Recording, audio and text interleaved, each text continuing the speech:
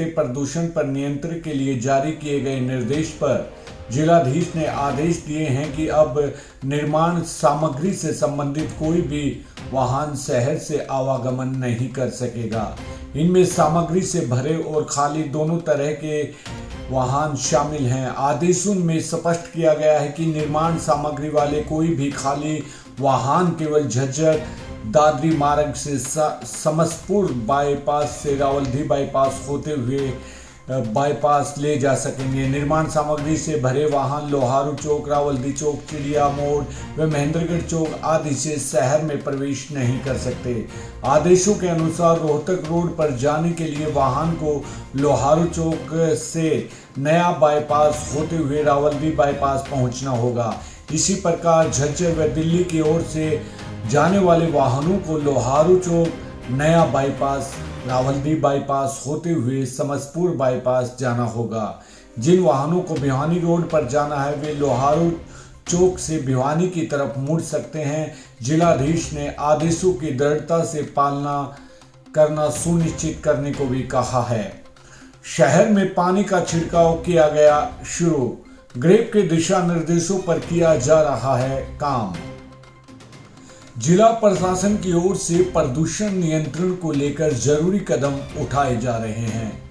उपायुक्त मनदीप कौर के निर्देश पर बाजारों में पानी का छिड़काव शुरू कर दिया गया है। श्रेणीबद्ध प्रतिक्रिया कार्य योजना यानी ग्रेप ने दिल्ली में बढ़ते प्रदूषण को देखते हुए एनसीआर क्षेत्र में ग्रेप ने भी ऐतिहासिक कदम उठाते हुए ये कहा है। श्रेणीबद्ध प्रतिक्रिया कार्य योजना के दिशा निर्देशों की जानकारी देते हुए उपायुक्त मनदीप कौर ने बताया कि हाल ही में दिल्ली का प्रदूषण 300 से 400 के बीच पहुंच गया है, जो कि श्रेणीबद्ध प्रतिक्रिया कार्य योजना ग्रेप के तहत दूसरे स्तर में आता है। श्रेणीबद्ध प्रतिक्रिया कार्य योजना ग्रेप के अनुसार प्रदूषण के बढ़ते प्रत्येक स्तर के लिए निर्धारित प्रक्रिया है। इस प्रक्रिया के अनुसार ही जिले में जरूरी कदम उठाने का निर्णय लिया गया और बाजारों में पानी का छिड़काव शुरू करवा दिया गया है। श्रेणीबद्ध प्रतिक्रिया कार्य योजना ग्रेप के दूसरे स्तर पर प्रदूषण को लेकर जारी दिशा निर्देशों के अनुसार क्षेत्र में सफाई व्यवस्था के साथ पानी का छिड़काव करना होता है। इस दौरान हैवी ट्रैफिक हॉटस्पॉट व प्रदूषण प्रभावित क्षेत्रों पर विशेष फोकस करना होता है। C&C साइट पर डस्ट नियंत्रण के लिए निरंतर नजर रखी जाती है। निर्बाध बिजली आपूर्ति भी सुनिश्चित करना होता है ताकि जनरेटर चलने से होने वाले प्रदूषण से बचाया जा सके। CET परीक्षा, ग्रुप डी की परीक्षा में जाने वाले करीब 5000 परीक्षार्थियों को लिया निःशुल्क बस सेवा का लाभ। CET परीक्षा, ग्रुप डी की परीक्षा में जाने वाले करीब 5000 परीक्षार्थियों ने लिया निःशुल्क बस सेवा का लाभ। 319 में से 124 बसें हुई 6 सेंटरों के लिए रवाना। 124 में से 28 रोडवेज बसों का हुआ संचालन। आम रूटों पर बसें कम होने से बस स्टैंड पर लगी भीड़। 13,000 परीक्षार्थियों के लिए की थी बसों की व्यवस्था। आज दूसरे दिन भी परीक्षा देने गए 13,000 परीक्षार्थी। प्रदेश भर में चल रही ग्रुप डी की परीक्षा के लिए आज रोडवेज की निःशुल्क बस सेवा के तहत करीब 5,000 परीक्षार्थी 6 परीक्षा केंद्रों तक पहुंचे। रोडवेज विभाग को मिले आदेश के अनुसार 26,000 विद्यार्थियों के लिए मुफ्त बस सेवा उपलब्ध करानी थी, जिसके तहत आज पहले दिन 13,000 विद्यार्थियों के लिए 319 बसें उपलब्ध कराई गई, लेकिन इनमें से केवल ग्रुप डी की परीक्षा 124 बसें ही परीक्षार्थियों को लेकर परीक्षा केंद्रों पर पहुंची। जिले से पहले दिन करीब 5,000 परीक्षार्थियों द्वारा रोडवेज की फ्री बस सेवा का लाभ लिया गया।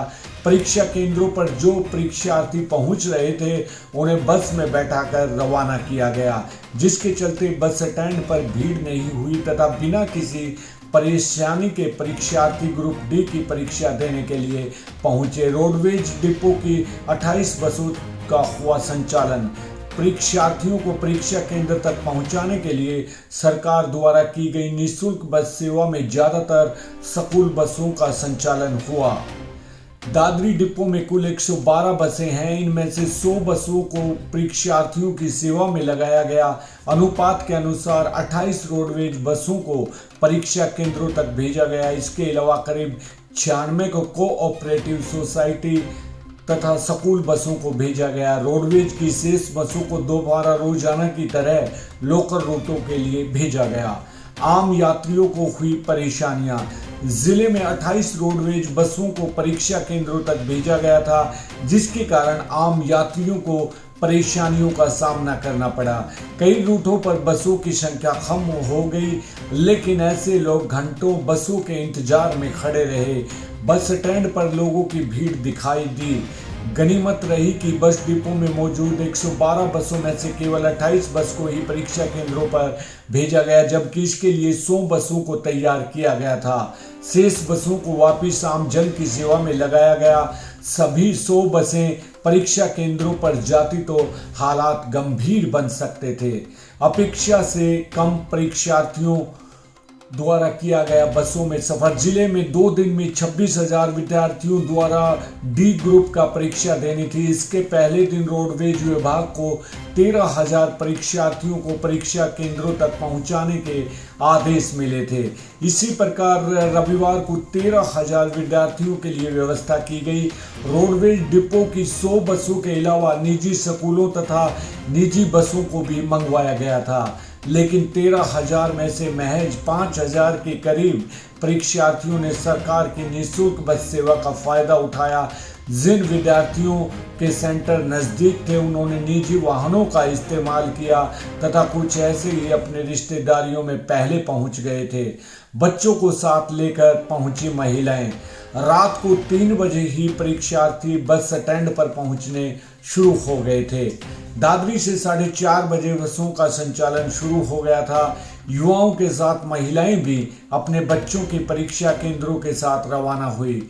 महिलाएं अपने साथ पापा, भाई या पति को भी साथ लेकर गई ताकि परीक्षा के दौरान छोटे बच्चों को संभाल सकें। संस्कार स्कूल में बने बस स्टैंड पर परीक्षार्थियों की बाइक व गाड़ियों को खड़ा करने के लिए उचित प्रबंध किए गए थे तथा महिलाओं एवं पुरुष महिला कर्मी भी तैनात रहे। जानिए किस सेंटर के लिए किसी प्रकार नहीं हुई कोई परेशानी। रोडवेज डिपो के यातायात प्रबंधक अनिल कुमार ने बताया कि सुबह 3 बजे सभी कर्मचारी व अधिकारी बस स्टैंड बाड्डा व संस्कार स्कूल में बनाए गए अस्थायी बस स्टैंड पर पहुंच गए। सुबह 4:30 बजे से बसों का संचालन शुरू कर दिया गया था तथा अंतिम बस को 11:15 बजे रवाना किया गया। उन्होंने कहा कि बस स्टैंड पर किसी प्रकार की व्यवस्था नहीं हुई। पहले से बनाई गई योजना के अनुसार बसों का संचालन किया गया। न ही बस स्टैंड पर कोई भीड़ भाड़ का आलम बना। सभी 319 बसें डिपो में पहुंच गई थी।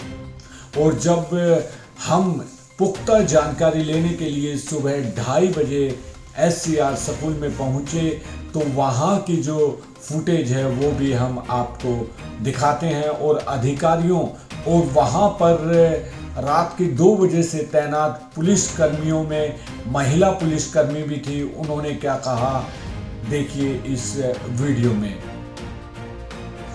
नमस्कार सर, ये पीछे की लाइन के जो भी चालक क्या नाम है सर? गाड़ी को आगे लाएं। दीपक कुमार, संस्थान प्रबंधक चरखी दादरी जी। थोड़ी सी डिटेल के बारे में बताओ, इनके बारे में जी। बस डिटेल कितने ये बजे है, यहाँ से 6 स्टेशनों के लिए परीक्षार्थियों को अभ्यर्थियों को लेके जाना था। 3:45 पर प्रातः हमने ऑपरेशन स्टार्ट कर दिया और ये 11 बजे तक चलेगा।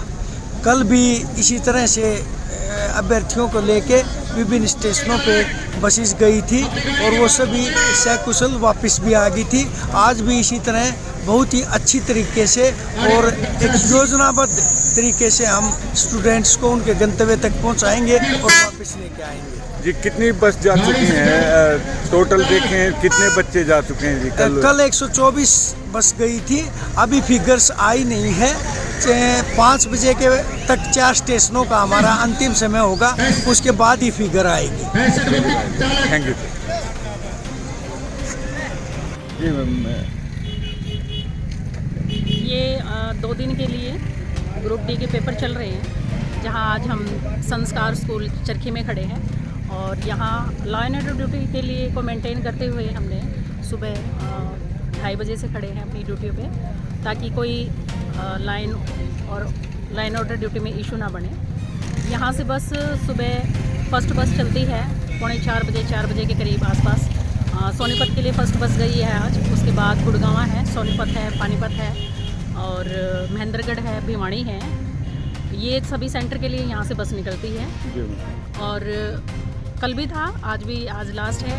सुबह 3 बजे से लेकर 11 बजे तक हमारी ड्यूटी है और 11 बजे तक हम अपनी लाइन और ड्यूटी को मेंटेन रखते हुए अभी पार्किंग के लिए जो व्हीकल आते हैं इनको छोड़ने के लिए, जो पेपर ड्यूटी पे जा रहे हैं उनको छोड़ने के लिए जो भी परिवारजन आते हैं, उनके जो व्हीकल हैं उनको मेंटेन करने के लिए हमें अभी बाहर इस पार्किंग का जो एरिया है उसमें हमने सुविधा की हुई है। और पुलिस विभाग की तरफ से ये है कि हमारी पूरी कोशिश रहती है कि पब्लिक को किसी भी तरह का कोई लाइन ऑर्डर इशू वाली चीज़ें फेस ना करनी पड़े और हर तरह से हम पब्लिक को सुविधा देने की कोशिश करते हैं कानून की तरफ से, और हमारी तरफ से जितना भी अच्छा हमारा बेस्ट दिया जाता है हम वो करते हैं और भविष्य में भी आगे इसी तरह हमारी ड्यूटियाँ करती रहेंगी और उच्च अधिकारियों के आदेशों की पालना ऐसे ही होती है। यार स्कूल की होनी चाहिए ना, नाम नहीं आओगा तो कितने की दिखा दो अंधेरे में। ये तो है।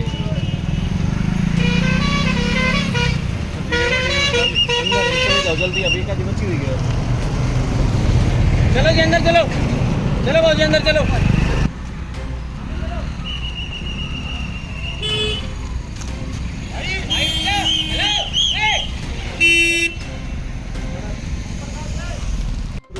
ये न्यूज लेना आया था यार, स्कूल की होनी चाहिए ना, नाम नहीं आओगा तो कितने की दिखा दो अंधेरे में। ये तो है।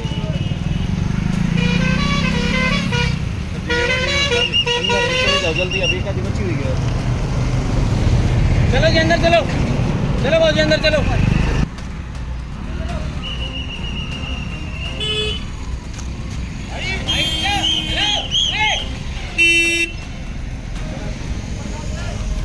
नमस्कार दोस्तों, आप देख रहे हैं पीपीटी न्यूज और मैं हूं संजय रामपाल। दोस्तों, हमारे एक नए program 1 cup of tea with Sanjay Rampal हमने शुरू किया है और आज इसी के तहत हमारा पहला एपिसोड है। हम एक ऐसी शख्सियत से आपको रूबरू करवाने वाले हैं जो चरखी दादरी के पहले विधायक बने थे और 3 बार वो विधायक बन चुके हैं। उनके जीवन के उतार चढ़ाव, वो तमाम बातें हम आपको रूबरू करवा रहे हैं श्री गणपत राय जी से। जी नमस्कार सर। नमस्कार। पीपीटी न्यूज में आपका स्वागत है सर। सर थोड़ा सा अपने बारे में बताइए कि कहाँ जन्म हुआ, राजनीति के में कैसे गए, ये पूरी तमाम बातें थोड़ी सी हमारे ऑडियंस को बताओ। और पहले विधायक बने आप, फिर दूसरा भी आपने लीड किया और तीसरा भी आपने लीड किया था विधायक के रूप में, और पहले दादरी क्या थी और कितना परिवर्तन आया, वो तमाम बातें आप हमारी ऑडियंस के साथ शेयर करें। मेरा नाम गणपत राय, मैं दादरी हल्के से 67 में पहला चुनाव मैंने लड़ा यहाँ से और विजयी हुआ। उसके बाद 68 में फिर चुनाव हुए, क्योंकि विधानसभा भंग हो गई थी 7.5 महीने के अरसे के बाद दल बदल के कारण। तो 68 में फिर मैं कांग्रेस पार्टी से ही चुनाव में लड़ा और उसमें भी विजयी हुआ। उसके पश्चात 68 में 72 में चुनाव हुए, उसमें भी मैं ऑर्गेनाइजेशन संगठन कांग्रेस से के टिकट पर चुनाव लड़ा और विजयी हुआ। 77 में इमरजेंसी ख़त्म होने के बाद चुनाव हुए और जनता पार्टी उस वक़्त बनी थी। सभी पार्टियां जो अपोजिशन पार्टी समाप्त हो गई थी और एक जनता पार्टी सबने मिलके बनाई थी। तो कांग्रेस का और जनता पार्टी का मुकाबला था। मुझे 77 में जनता पार्टी का टिकट तो बुआनी खेड़ा से दिया गया था, लेकिन मैंने वहाँ से वो टिकट चौधरी जगन्नाथ हुआ करते थे, उनके साथ इंसाफ नहीं हुआ। वो यूँ कहने लगे भाई मैं तो बिल्कुल ख़त्म हो गया, 19 महीने तो मैं जेल में रहा और मेरे को टिकट नहीं दिया पार्टी ने, तो आप मेरे को बचा सकते हो। मैंने उस पर रहम आ गया या दया भाव से वो टिकट तो, और मैं यहाँ दादरी जो कि जनरल हल्का बन गया था, और वो जनरल भी मेरे को ही हराने के लिए बनाया गया था, क्योंकि मेरे हल्के को जो पुराना मेरा हल्का था जिससे मैं पहले बनता आ रहा था उसको 4 हिस्सों में डिवाइड कर दिया, और जो मेरी फेवर के जो मेरे को बहुतायत में बहुसंख्या में वोट दिया करते थे वो गांव यहाँ से अलग कर दिए और दूसरे हल्कों में लगा दिए, और मेरे इस दादरी हल्के में जो था ऐसे गांव लगा दिए जो जहाँ से मुझे वोट कम मिला करते थे, तो मैं यहाँ से हार गया। उस समय दादरी में कितनी वोटें हुआ करती थी?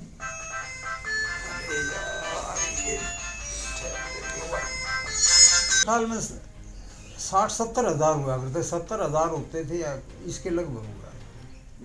तो आप पहले की राजनीति में और अब की राजनीति में कितना डिफरेंस देखते हैं? ज़मीन आसमान का फ़र्क है। पहले ईमानदारी की राजनीति होती थी और हमें वोट मांगने में लोगों से कोई दिक्कत नहीं हुआ करती थी। लोग भी बड़े ईमानदार होते थे और सीधे स्वभाव के होते थे। एक बार उनके पास गांव में जाया करते थे हम, और जो मौजूद आदमी होता थे गांव के, वो इकट्ठे होकर के एक फैसला कर लिया करते कि वोट इसको देने हैं, बिना किसी लोभ लालच के। कोई किसी तरह का वहाँ पर लेन देन नहीं होता था, कोई भी किसी तरह का, न जात पात का सवाल था। अब जैसे टिकट लेने में लोग जो उम्मीदवार होते हैं, जो टिकट के उम्मीदवार होते हैं, उनको सुनने में आया कि 2 करोड़ 5 करोड़ 10 करोड़ रुपए दे जमा करवाने के बाद टिकट दी जाती है। तो आपके टाइम में भी क्या कुछ ऐसा रिश्वत हुआ? एक पैसा रिश्वत, ये मतलब किसी को कुछ नहीं देना पड़ता था, न पार्टी फंड में देना पड़ता था, न किसी जो पार्टी के लीडर होते थे जो कि टिकट दिलवाया करते थे पैसों में, वो बात नहीं थी पहले। अब तो पैसे वाले आदमी जो हैं वो पैसे भेंट करके और पार्टी का टिकट ले आते हैं, वो बात नहीं थी पहले। ईमानदारी से टिकट अच्छे आदमियों को, अच्छे वर्ग जो पार्टी के होते थे उनको टिकट दिया जाता था। जब आप हमारे देश के प्रधानमंत्री और मुख्यमंत्री कौन थे उस टाइम? मैं शुरू में 67 में MLA बना, उस वक्त पंडित भगवत दयाल जी हरियाणा के मुख्यमंत्री थे। पंजाब से अलग हुए हरियाणा, तो वो मुख्यमंत्री वो थे, और उन्हीं की उसमें अध्यक्षता में कह लीजिए चुनाव हुए थे 67 के, और प्राइम मिनिस्टर उन दिनों में होती थी इंदिरा जी। तो आपने दादरी हल्के में कितना विकास करवाया, कितना काम करवाया, थोड़ा एक्सप्लेन करेंगे? दादरी कह लीजिए या सारा हरियाणा ही कह लीजिए, बहुत पिछड़ा हुआ इलाका था। शुरू में बना उस वक्त यहाँ पर न तो नहर, हमारे इलाके में तो ना तो नहरें थी, न बिजली थी, न सड़कें थी बिल्कुल, और ना एजुकेशन के ऐसे संस्थाएं थी, कॉलेज स्कूल वगैरह। तो हरियाणा बनने के बाद यहाँ पर चहुमुखी विकास हुआ। बिजली हर गांव के अंदर पहुंचाई गई, सड़कें हर गांव में पहुंचाई गई, नहरें यहाँ पर लाई गई। ये इंदिरा गांधी कैनाल जिसको कहते हैं, इसने हमारे इलाके की काया ही पलट कर दी। बहुत सब तरह से यहाँ पर तरक्की हुई। आपके समय में और अब के समय में, आपके समय में जो विकास हुआ और अब के समय में जो विकास हो रहा है, उसमें कितना डिफरेंस मान के चलते हैं आप? पहले मतलब एक तो जो आपने हरियाणा को बसाया था उस टाइम कितना विकास करवाया आपने, और अब जो सरकार है, मौजूदा सरकार है या पीछे जो सरकार रही, उन्होंने कितना करवाया? देखो, हमारे समय में मैं तो 77 तक एमएलए रहा था, और चौधरी बंसीलाल जी भी उन दिनों में मुख्यमंत्री के रूप में वो हरियाणा को लीड कर रहे थे। तो उन्होंने जो यहाँ पर तरक्की करवाई, जो वो मैंने आपको बता दी कि यहाँ पर ना तो नहरें थी, न सड़कें थी, न बिजली थी, न और कुछ था, कुछ भी नहीं था। तो ये सारा नहरों का जाल यहाँ पर बिछाया गया, बिजली हर गांव के अंदर पहुँचाई गई, सड़कें हर गांव तक पहुँची, हर गांव तक सड़कें पहुँची, बल्कि कई गांवों में तो 2-2, 3-3 तरफ से सड़कें बनाई गई। और उसके बाद जो हुआ है वो सब आप देख रहे हो, क्या कर रहे हैं यहाँ और क्या नहीं हो रहा है यहाँ पर। आप जब चुनाव लड़ रहे थे तो आपके अपोजिशन में कौन था और कितने वोटों से आप विजयी हुए थे उस टाइम? मैं 67 में पहला चुनाव मैंने लड़ा तो मैं कांग्रेस से होता था, और एक चौधरी हरनाम सिंह हुआ करते थे जो पहले भूतपूर्व एमएलए भी रहे, वो उस वक्त वो 52 में भी एमएलए बने थे। तो उनका और मेरा मुकाबला होता था, मतलब 67 में भी उन्हीं से मेरा मुकाबला हुआ, और फिर 68 में भी उन्हीं से हुआ, फिर 72 में भी उन्हीं से हुआ। वो कांग्रेस पार्टी की तरफ से लड़े 72 में, और मैं संगठन कांग्रेस की तरफ से लड़ा था। जी संजय भाई, एक मिनट। जो अब भ्रष्टाचार चला हुआ है, आप किसी भी उसमें देख लीजिए, जैसे कि कोई नौकरी के लिए पैसे देता है, कोई अपना काम निकलवाने के लिए पैसे देता है, तो आपके समय में भी क्या इस टाइप का कुछ? बिल्कुल नहीं था उस वक्त भ्रष्टाचार, बिल्कुल की तो मैं कह नहीं सकता। अगर जो कुछ है 10-15 रुपये, 20-100 रुपये किसी क्लर्क को दे दिए काम निकलवाने के लिए ऑफिस में, तो मैं कह नहीं सकता इस बात की। लेकिन ना तो अफसर भ्रष्ट होते थे उस वक्त, और पॉलिटिशियंस तो बिल्कुल ही नहीं होते थे।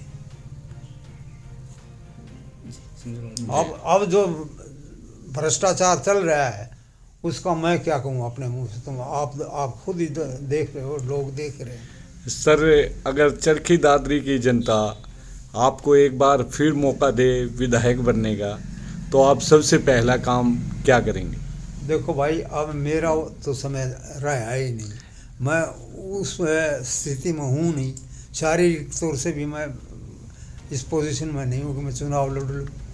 तो सर, ऐसी क्या मजबूरियां रही कि आप राजनीति से एकदम ही संन्यास ले लिया आपने? तो ये हुआ ना कि भाई मैंने तो जो करना था वो कर लिया था। मैं एमएलए रहते हुए भी जो लोगों के निस्वार्थ भाव से काम करे इलाका में जो, और फिर मैं बिजली बोर्ड में 3 साल तक रहा, तो उसमें रहते हुए भी गांव-गांव तक बिजली पहुंचाने में, और गरीबों की बस्तियों में, हरिजन बस्तियों में गांव-गांव तक मैंने बिजली पहुंचाई, बिना उसके पेमेंट के, बिना पैसे के उनको कनेक्शन दिलवाई, एक पॉलिसी बनवाई मैंने।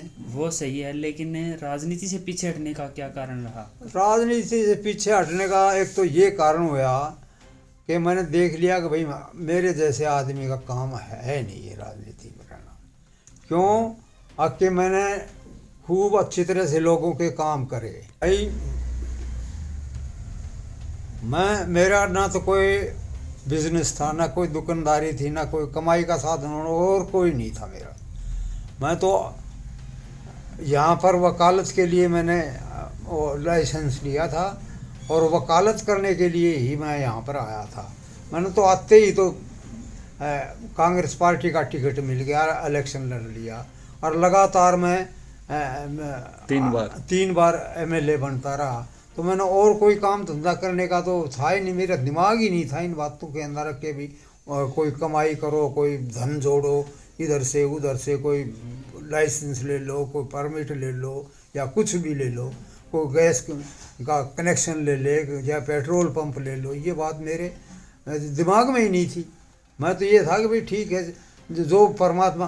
हाँ, इलेक्शन हारने के बाद मेरी आर्थिक दशा तो बिल्कुल ख़राब ही थी और कोई साधन नहीं था कमाई का, तो मैं दुखी तो था बहुत, पीड़ा तो मेरे को बहुत हुई, कष्ट मैंने बड़े झेले। और मेरे बच्चों ने, जैसा कि मैंने बताया पहले भी बताया है कि भाई हमने रद्दी कागज़ के लिफाफे बना बना करके बाज़ार में दे के आया करते दुकान पर, उससे जो हमें पैसा मिला। मैं 3 साल तक बिजली बोर्ड का मेंबर रहा, जो मेरे को ऑनरेरियम मिलता था उससे कह लीजिए। फिर मैं एसपीएससी का मेंबर रहा, वो मेरे को जो कुछ मिलता था उससे मेरा गुजारा। और इन दोनों संस्थानों में रहते हुए मैंने लोगों के काम किए इलाके के, और लोग इस बात को याद कर रहे हैं कि भाई किस तरह से लोगों को बड़े बड़े अफसर बनाए, सब तरह से मैंने लोगों की मदद की, सेवा की मैंने लोगों की। इसके बाद मैंने देखा कि भाई तने खुद न तो कुछ, मेरे बच्चे फिर बड़े हो गए, नौकरियों में भी लग गए। मैंने कहा भाई एमएलए बन के करेगा कि ये, मैंने तो लोगों के काम करने हैं, अपने लिए तो कुछ करना नहीं है। चाहे मेरे को मंत्री भी बना, मंत्री पद के लिए भी मेरे को तो भाई बहुत ऑफर हुई थी उस वक़्त। मैंने तो डिप्टी चीफ मिनिस्टर तो बना रहे थे, मैंने तो वो भी को नहीं ली। तो मैंने कहा तने मंत्री होके भी क्या करा, लोगों के काम करने, तने तो मतलब बैल की तरह से कमाई लोगों के लिए करनी है। तो मेरा तो वैसे भी मन भर गया था, मैंने इसलिए मैं कहा छोड़ो इस बात। सर अभी नई उपायुक्त आई है अपनी। हाँ हाँ, क्योंकि सर मैंने मेरी याद में अभी देखा है कभी ऐसे काम ही नहीं चला, क्योंकि पानी की समस्या तो सर काफ़ी साल से थी जी। पानी बढ़ना सारी जगह डूब जाना सर, दुकानों का, बाजारों का। और ये भी नहीं है कि पैसा नहीं आया हो सर, ऊपर से पैसे भी आते थे, लेकिन किसी ऐसे ऑफिसर कोई आया ही नहीं था कि जो खुल के काम कर सके, करवा सके, काम को करवा सके। हाँ, तो इसको लेकर जी आप क्या कहेंगे कि? भाई मैं बहुत अप्रिशिएट करता हूँ इस लेडी को जी सर, इस, और मेरा उनको बहुत बहुत धन्यवाद है कि हमारे शहर के अंदर, हमारे इस ज़िले के अंदर एक मेरी उनसे कोई मुलाकात नहीं, कोई जान पहचान नहीं, जी जी जी, लेकिन मैं उनके काम से और जो उनकी लगन है और जो उनकी ईमानदारी है और जो उनकी निर्भीकता है, निडर हैं वो। जी जी जी जी, इस बात को मैंने उनके बारे में सुना है। वैसे सर एक महिला होके जो रोड पे खड़ा होके, जब अब तक किसी ने ऐसा काम नहीं किया था। नहीं, किसी ने नहीं किया। अवैध कब्जे हैं सर, अवैध कब्जों की वजह से तो हम बहुत ही त्रस्त, बहुत ही दुखी थे जी। यानी शहर के अंदर हमारा निकलना मुश्किल हो रहा था सड़कों, खास करके भाई मेरे जैसे आदमी को, बूढ़े आदमी को, जो कि इतना लोगों ने एनक्रोचमेंट रखी थी कि कोई सेंस ही नहीं थी किसी तरह की भी, जी। किसी के दिल में भी। और ना यहाँ पर एनजीओ कहते हैं या संगठन कहते हैं, सामाजिक या जैसे भी हैं, ना उनके दिमाग में ये बात आती थी कभी आपके भी पब्लिक को किसी तरह से शिक्षित किया जाए, इस तरह से दुकानदारों को कि भी ऐसा वो मत करो, ये तो बहुत दुखी पा रहे हैं आप। तो ये साहस की बात है।